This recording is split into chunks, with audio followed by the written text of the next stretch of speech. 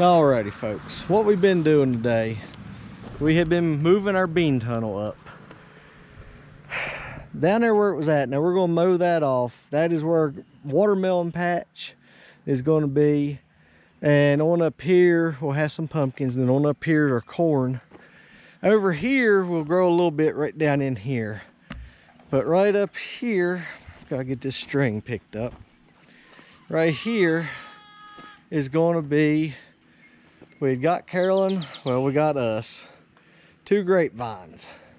And they've managed to hang on. So we're gonna plant them here, one on each side. But this here's our bean tunnel. The thing that you've seen us driving it with, the ones that's been around with us a while, that there is a fence post driver I'd made years ago.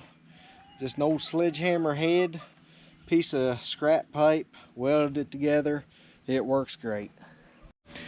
Now folks, last year, I don't even have a clue how much they cost this year.